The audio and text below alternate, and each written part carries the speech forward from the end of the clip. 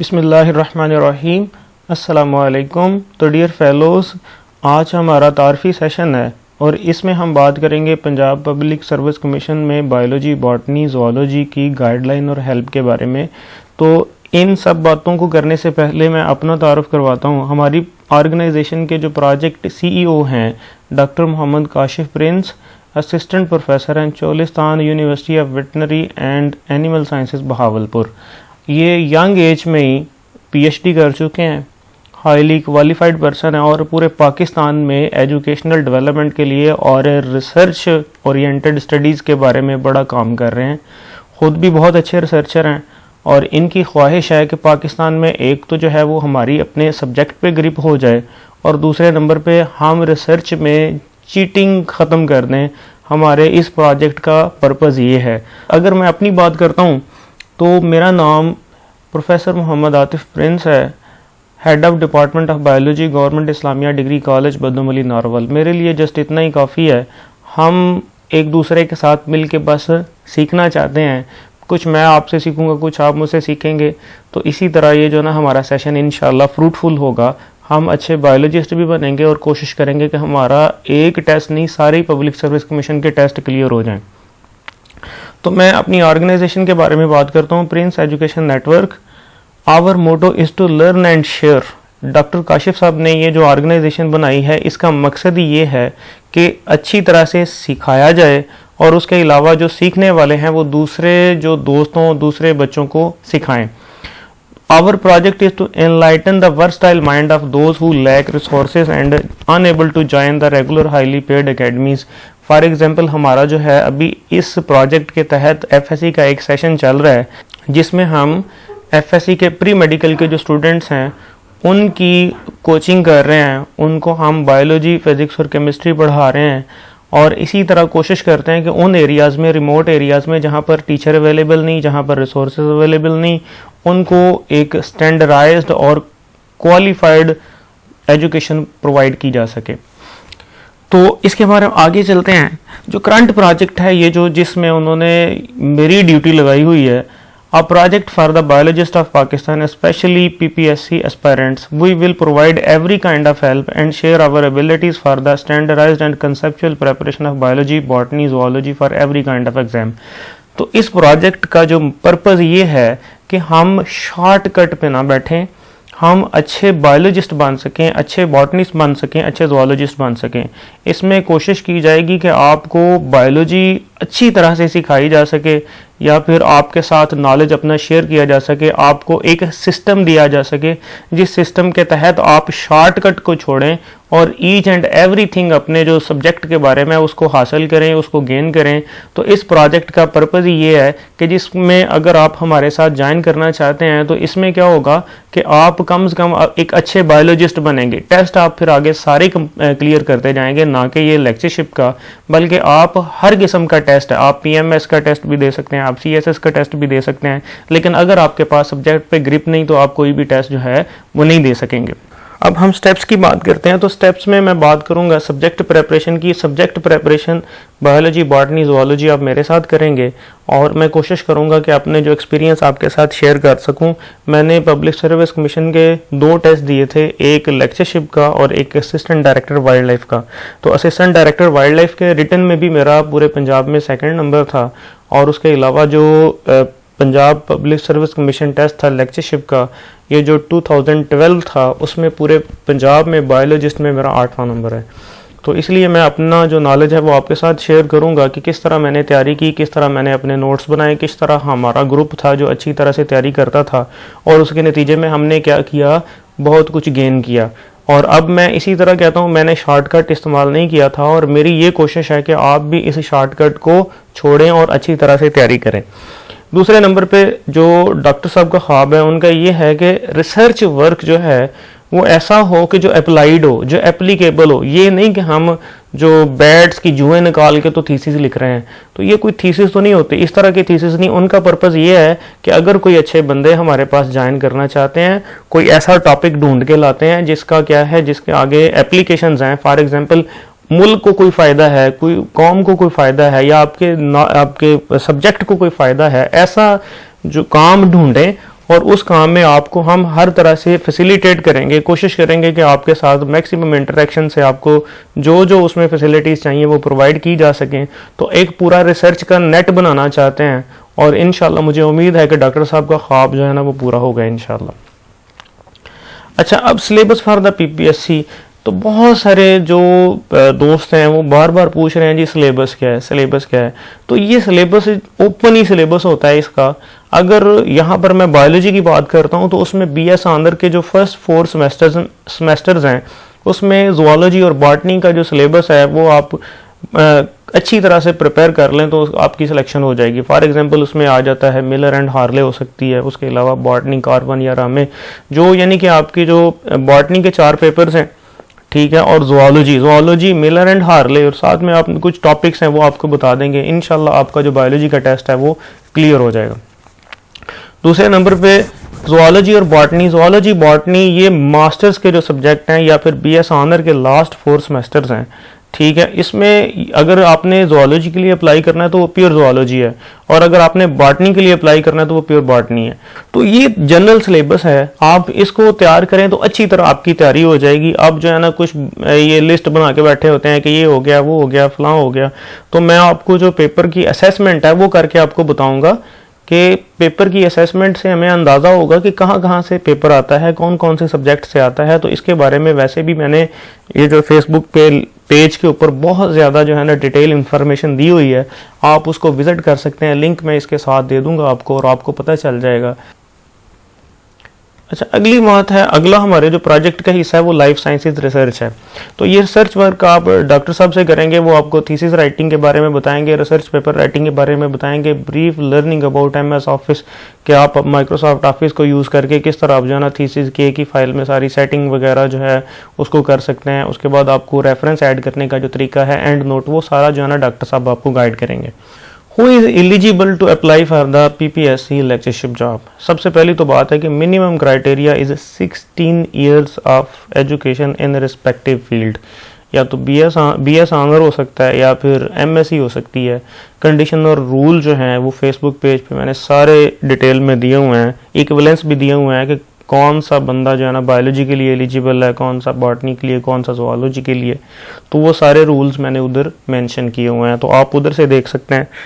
इसके बाद अगर फिर किसी चीज़ की ना समझ आए तो आप कमेंट्स कर सकते हैं। कोशिश करते हैं कि जितने आपके जवाब को हम रिप्लाई कर सकें उनको आपको किया जा सके, और उसमें मैं पेज पे अपलोड करता रहता हूँ। डॉक्टर साहब खुद भी एक्टिव रहते हैं पेज पे, और ज़्यादातर जो है ना वो खुद ही रिप्लाई कर देते हैं, सारी इन्फॉर्मेशन आपको प्रोवाइड कर देते हैं।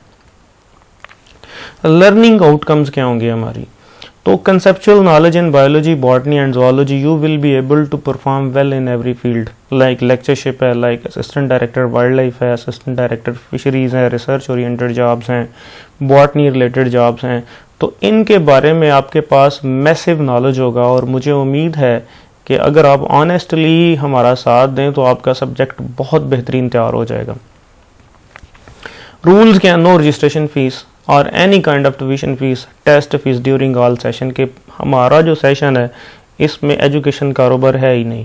हमारा जो सेशन है ये टोटली फ्री है, जिसमें आपने किसी किस्म की कोई फीस नहीं देनी, और कोई बंदा आपको अगर कहता भी है तो आपने किसी को फीस नहीं देनी, ठीक है। दूसरे नंबर पे हम आपसे डिमांड करते हैं, वही demand from you nice behaviour, कि आपका बिहेवियर अच्छा होना चाहिए। यहाँ पर यानी मेल्स भी हैं, फीमेल्स भी हैं, अपना एक दूसरे के साथ एटीट्यूड इतना अच्छा होना चाहिए कि एजुकेशनिस्ट हों। फॉर एग्जांपल ये नहीं कि आप जो है ना एक दूसरे को अजीब अजीब कमेंट्स कर रहे हैं। तो इसके अलावा जो अगर किसी किस्म का भी मसला है तो आप उसमें करें बड़े डिसेंट तरीके से, एक दूसरे की हेल्प भी करें, लेकिन ये नहीं आपने कि जो है वो पब्लिसिटी करना शुरू कर दें, जी ये चैनल है, ये अपना फेसबुक है, ये वो, इन चीज़ों से आपने ज़रा थोड़ा सा अवॉइड करना है। तीसरा ये है learn and share. For example आप अगर लर्न करते हैं कुछ और कोशिश करें कि वो आगे डिलीवर कर सकें, अल्लाह करे आपकी सिलेक्शन हो जाती है, तो सिलेक्शन होने के बाद आपने क्या करना है कि जिस जगह पर आप काम कर रहे हैं वो ऑनेस्टली हो, ठीक है ना। ये आपने अल्लाह से प्रॉमिस करना है, promise to Allah almighty be honest and dutiful Pakistani, कि आपने एक ईमानदार और ड्यूटीफुल पाकिस्तानी होना है। और इसमें अगर मैं दोनों की थोड़ा सा कंपैरिजन करवा देता हूँ कि अगर आप असिस्टेंट डायरेक्टर फिशरीज़ में सेलेक्ट हो जाते हैं, असिस्टेंट डायरेक्टर वाइल्ड लाइफ में सेलेक्ट हो जाते हैं, तो आपने एक पैसे की करप्शन नहीं करनी। ये आपने अल्लाह से वादा करना है कि या अल्लाह पाक अगर मेरी सिलेक्शन हो गई तो मैं एक पैसे की करप्शन नहीं करूँगा। और दूसरे नंबर पर आप अगर प्रोफेसर या लेक्चरर बन जाते हैं तो आपने अल्लाह से वादा करना है कि ये जो बच्चे होंगे मैं इनको पूरी दुनिया से बेहतरीन पढ़ाऊंगा। एकेडमियाँ बाद में आएंगी लेकिन मेरे बच्चों को एकेडमी की ज़रूरत नहीं होगी। और दूसरे नंबर पे प्रैक्टिकल वर्क करवाएंगे। पाकिस्तान की सबसे बड़ी प्रॉब्लम यह है कि यहाँ पर पाकिस्तानी जो हैं वो प्रैक्टिकल पर कंसंट्रेट ही नहीं करते। वो क्या करते हैं, वो थ्योरी पे बैठे हुए हैं, बस थ्योरी बस थ्योरी बस थ्योरी। और प्रैक्टिकल जब भी जाते हैं तो वो वहाँ पर बस रेफरेंस यूज़ करके नंबर लगा रहे हैं, ये हो रहा है, वो हो रहा है, फलां हो रहा है।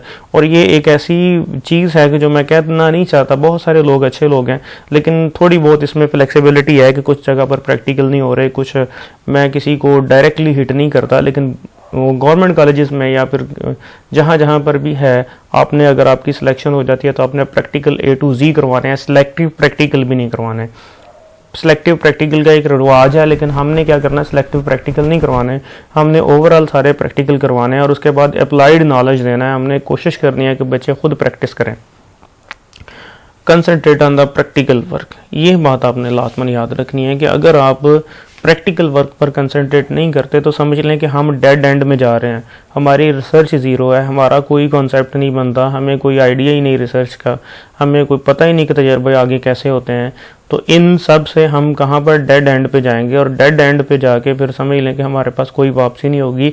हमारा जो सारी नेशन है वो मफलूज होगी। हमारी सारी नेशन क्या होगी, वो ऐसी होगी कि जिस तरह ब्रायलर समझ लें, किसी काम के नहीं होंगे, सिर्फ यानी खाने के लिए ही होंगे बस, और इनका कोई काम नहीं है। अच्छा, इसके बाद आगे रिक्वायर्ड डाटा, नेम चाहिए, क्वालिफिकेशन यूनिवर्सिटी आप ये बता दें जी एमफिल है या फिर आपने एमएससी की हुई है या बीएस ऑनर है, आपका सब्जेक्ट क्या है, थोड़ा सा सीजीपीए भी बता दें। और वैलिड जीमेल है क्योंकि जीमेल से आपसे कम्युनिकेट करना है। अगर हम जूम पे क्लास बनाते हैं या गूगल मीट पे बनाते हैं तो फिर हमें जीमेल चाहिए। आपको टेस्ट जो प्रोवाइड करना है वो भी जीमेल के ज़रिए से ही करना है, तो जीमेल जो है ना वो ज़रा बेहतर हो जाएगा। उसके बाद आपने योर सिटी एंड डिस्ट्रिक्ट, आपने अपना सिटी और डिस्ट्रिक्ट बताना है कि आप किस सिटी से बिलोंग करते हैं, ताकि हमें आइडिया हो कि वहाँ पर कौन कौन सी यूनिवर्सिटी या फिर जो उनके रिलेटेड जो हैं थोड़ी बहुत इन्फॉर्मेशन हमारे आइडिया में आए। तो ये सारा आपने प्रोवाइड करना है। Method of work just very simple है, हमें आपकी हेल्प चाहिए। अगर फॉर एग्जांपल आप हमारा साथ देंगे तो हम बेहतरीन तरीके से तैयारी करेंगे। अगर आप साथ नहीं देंगे ना तो इसका मतलब है कि कोई तैयारी नहीं होनी। मैंने अभी पिछले दिनों में हमारा जो है ना वो पता नहीं कितने फेसबुक ग्रुप बने हुए हैं, उन सब में उन्होंने ऐड किया हुआ है, लेकिन मैं देख रहा हूँ कि कोई कंस्ट्रक्टिव काम नहीं हो रहा, सारे डॉर्मेंट हुए पड़े हैं। और सबकी एक ही रिक्वायरमेंट है कि हमें पकी पकाई खीर मिल जाए। और मैं आपको यहाँ पर एक बात बताता हूँ कि बायोलॉजी के लिहाज से पूरे पाकिस्तान में आपको कोई एक बुक ऐसी नहीं मिलेगी कि आप वो एमसीक्यूज कर लें तो आपके सारे टेस्ट हो जाएंगे। कभी भी ऐसे नहीं होता, क्योंकि एमसीक्यूज कंसेप्चुअल होते हैं और वो कोई पता नहीं होता, किसी एक बुक से नहीं बनते। और वो टेस्ट बनाने वाला भी आपको बता देता है कि जी मैंने किसी एक बुक से टेस्ट नहीं बनाया, मैंने जर्नल ओपन सिलेबस है और वहाँ से आपके एमसीक्यूज बने होते हैं। ठीक है, तो ये नहीं आपने कहना देखें पक्की पकाई खीर के पीछे पड़ेंगे। अच्छा, दूसरी प्रॉब्लम यहाँ पर ये है कि बहुत सारे बच्चे डाटा इकट्ठे करने के पीछे लगे हुए हैं, ये नोट्स लिए, वो नोट्स लिए, फलां नोट्स लिए, ये नोट्स लिए। और भाई डाटा इकट्ठा करोगे वो तो हर बंदे ने अपने हिसाब से बनाया हुआ है, वो आपके हिसाब से तो बनाया ही नहीं हुआ। और आप उस डाटा को समझने में जितना टाइम वेस्ट करोगे उतने में तो आपने पढ़ के खुद कर लेना है। तो बजाय आप किसी दूसरे के डिपेंड करने के, आप क्या करो, अपनी खुद अरेंजमेंट बनाओ, अपनी खुद प्लान बनाओ। ठीक है, उस प्लान के मुताबिक आप अपने सारे काम करो और फिर आप उसको इम्प्लीमेंट करो। इम्प्लीमेंट करने के बाद आगे क्या करो, आप अपनी जो है ना वो सक्सेस शुरू कर दो, आप टेस्ट शुरू कर दो। तो 2 वेज हैं जो हम यूज़ करेंगे। सबसे पहले मैं सिलेबस को डिवाइड कर दूंगा और डेली असेसमेंट है। एक तो ये मेथड हो गया, अगर आप दोनों आपने बताना है हमें कि कौन सा मेथड ठीक है। दूसरा डेली लेक्चर्स मेथड है। लेक्चर मेथड अब जो है ना इसमें क्या हो सकता है कि कोई आपको टॉपिक नहीं आता तो उसके बारे में आपने हमें मैसेज कर दिया, सर ये हमें नहीं आता, तो हम कोशिश करेंगे कि अपनी टीम को कहे कि एक अच्छा सा लेक्चर बनवा लें उस टॉपिक का और आपके जो प्रॉब्लम्स हैं उनको हम सॉल्व करते जाएँ।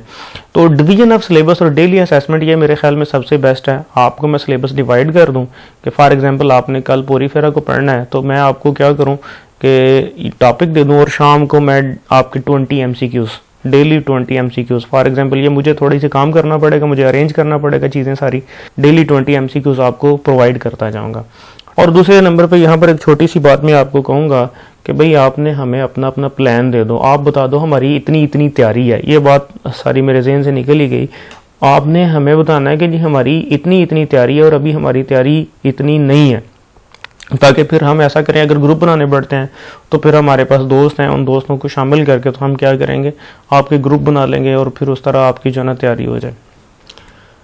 अच्छा, इनिशियल एवेलुएशन, ये रिटन टेस्ट है, 100 मार्क्स का है ये, ठीक है ना, जीमेल पे होगा। कोर्स इसका सारे एनिमल फाइला, एनिमल डाइवर्सिटी समझ लें आप, एनिमल डाइवर्सिटी 1 और 2, इनवर्टिब्रेट वर्टिब्रेट, उसके बाद एलजी, फंजाई, ब्रायोफाइटा, ट्रेकियोफाइटा और पाकिस्तान अफेयर, जिसमें पाकिस्तान हिस्ट्री वगैरह उससे रिलेटेड क्वेश्चंस होंगे। तो ये पहला इवैल्यूएशन टेस्ट है जो जब आप 8 को आपके सब की एप्लीकेशन सबमिट हो चुकी होंगी, आपको पता होगा कि मैंने बॉटनी में अप्लाई किया या जोलॉजी में अप्लाई किया है, तो उसके बाद फिर ये टेस्ट होगा। और इस टेस्ट, ये 9 को टेस्ट है, 9 सितंबर को। और इसमें एक आपने प्रॉमिस करना है कि भाई देखें आपने ऑनेस्टली देना है। देखें इसमें मैं आपको देख नहीं रहा, लेकिन अल्लाह पाक आपको देख रहा है। अगर आप अभी से चीटिंग शुरू कर देंगे तो इससे आपको नुकसान होगा। तो आपने क्या करना है, एक चीज़ याद रखनी है कि आपने इस टेस्ट को ऑनेस्टली देना है। और अगर आप ऑनेस्टली इस टेस्ट को करेंगे तो इसका आपको फ़ायदा ही होगा, आपकी असेसमेंट होगी। हमने कोई ऐसा तो नहीं है कि फॉर एग्जांपल अगर किसी के नंबर कम आ गए तो उसको जो है ना अगला टेस्ट फेल हो जाएगा। अगर कम आ जाएंगे तो भाई आपको खुद पता चल जाएगा ना कि फॉर एग्जांपल मेरी तैयारी इतनी है और मैं ये कर सकता हूँ। अगर आप असेसमेंट सही करेंगे तो मैं हकीकत में कह रहा हूँ कि आपका आने वाला टेस्ट बेहतरीन होगा। तो इसलिए आपने क्या करना है, ये ऑनेस्टली करना है। Course evaluation written test daily 20 MCQs होंगे, जीमेल पे आपको भेज दिया जाएंगे। मंथली एवेल्युएशन भी कर लेंगे कोई इस तरह के, फॉर एग्जांपल किसी एक स्टूडेंट को या किसी एक दोस्त को कह सकता है जी आप हमें ये टॉपिक बताएं, ये बताएं, ये बताएं। तो इस तरह मंथली एवेल्युएशन का भी कोई हिसाब किताब लगा लेंगे। तो ये हमारा जो है ये पैटर्न होगा एवेल्युएशन का। अब ये अगर आप हमें सेलेक्ट करते हैं तो बच्चे आपका शुक्रिया, ठीक है। हमें किसी से 1 रुपया भी नहीं चाहिए, हमारा सिर्फ एक मकसद है और इस मकसद पे काम शुरू करके बैठे हुए हैं, ठीक है। अगर कोई हमें ज्वाइन करेगा तो फिर भी ठीक है, नहीं भी करेगा तो फिर भी ठीक है, क्योंकि और उसके अलावा यहाँ पर याद रखें कि ये ज़रूरी नहीं कि हमें ही ज्वाइन करें। आपको जहाँ से इल्म मिलता है, जहाँ पे आपको कोई चीज़ अच्छी लगती है तो आप देखें उसको ज्वाइन करें। आप, हम नहीं रोकते, अच्छे हैं, हमसे तो सारे ही अच्छे हैं। अगर आपको कोई अच्छा सिस्टम मिलता है तो आप उसको ज्वाइन करें, हम नहीं कहते आपको। अगर आप हमें ज्वाइन करते हैं तो हमें खुशी है। फॉर एग्जांपल अगर आप हमें ज्वाइन करते हैं, साथ में किसी और को भी ज्वाइन किया हुआ है, फिर भी कोई टेंशन नहीं, तो ये आपकी मर्जी है। लेकिन अगर आपने हमें ज्वाइन करना है, हमारा साथ देना है, तो हम अपने एक सिस्टम को मजबूत करते हैं। फॉर एग्जांपल अब यहाँ पर मैं आपको कहता हूँ जी, आपने एक टॉपिक है DNR एप्लीकेशन, उस पर आपने एक बच्चे को मैं कह देता हूँ जी, एक दोस्त को मैं कह देता हूँ कि आप जो है वो इस पे नोट्स बनाएं। तो वो नोट्स बना के सब दोस्तों को शेयर करे या वो हमें इनबॉक्स करे या किसी तरह करे, ताकि सबके पास डाटा अरेंज हो। और एक बात मैं बताता हूँ कि अगर हम ये समझे ना कि अकेले ही बंदा जो है वो ये काम करता रहे, तो अकेला काम नहीं होता। अगर हम एक पूरा सिस्टम बनाएं और उसके नतीजे में अपने टॉपिक डिवाइड कर लें और हर एक बंदे के पास एक ऐसा मैसिव सिस्टम हो या ऐसा उसने उसको अरेंज किया हो कि जो सबके लिए फ़ायदेमंद हो, तो इसमें इतना ज़्यादा फ़ायदा होगा ना। इसमें मैं कहता हूँ कि पूरे के पूरे जितने भी हमारे फेलोज़ होंगे वो सारी उम्र याद करेंगे कि कोई एक सिस्टम था, कोई एक ऐसा काम हमने किया है। तो आपने इस सिस्टम में हमारा साथ देना है, ठीक है। मकसद हमारा सिर्फ यही है कि ड्यूटीफुल एंड ऑनेस्ट पाकिस्तानी, ना तो हमने करप्शन करनी है, और अगर हमारा किसी लेवल पे सिलेक्शन हो जाती है लेक्चरशिप में तो हमने अपने बच्चों को ऐसा डिलीवर करना है। मैं मुझे पढ़ाते हुए अब 10 साल हो गए, यानी आप समझ लें कि मैं अब सिलेक्शन जो है उससे पहले जो है मैं किसी और सर्विस में था, उस टाइम पे भी मैं एजुकेशन में लिंक था, मैं पढ़ाता था साथ में। तो अब इतना अरसा मुझे पढ़ाते हो गए हैं, कोई एक बच्चा मुझे ये नहीं कह सकता कि सर आपने कॉलेज में सही नहीं पढ़ाया। चाहे मैं जहाँ पे मर्जी पढ़ाता रहा हूँ, मैं घर में भी पढ़ाता रहा हूँ, मैं एकेडमी पढ़ाता रहा हूँ या जो भी करता रहा हूँ मैं, लेकिन एक काम मैं आपको बताता हूँ कि कोई बच्चा, एक सिंगल बच्चा भी खड़ा हो के मुझे ये नहीं कह सकता कि सर आपने जो है वो सही नहीं पढ़ाया, ठीक है। सारे जितने भी मेरे से बच्चे पढ़े हुए हैं, कोई एक बच्चा भी अगर है कहे कि सर आपने सही नहीं पढ़ाया तो वो कमेंट्स कर दे, ताकि मैं उससे पूछूं भाई कि मेरे में क्या फॉल्ट था, ठीक है, क्योंकि हमें जो है ट्रेनिंग दी हुई है, हमारे जो वालिद मुहतरम है उन्होंने ट्रेनिंग ही ऐसी दी हुई है कि बच्चे सिंपली एक चीज़ याद रखना कि जो आप काम कर रहे हो ना, यानी एजुकेशन वाला, अगर इसमें करप्शन हुई ना तो ये नस्लों तक जाएगी। किसी और डिपार्टमेंट की करप्शन नस्लों तक नहीं जाती, सिर्फ एजुकेशन डिपार्टमेंट की नस्लों तक जाती है। तो उससे क्या होगा, उसमें नस्लों तक नुकसान होगा। ठीक है ना, इसलिए आपने क्या करना है कि अपने प्रोफेशन के साथ ऑनेस्ट रहना। तो ठीक है भाई, इंशाअल्लाह अल्लाह पाक हमारे लिए आसानी पैदा फरमाएगा। अल्लाह हाफिज़।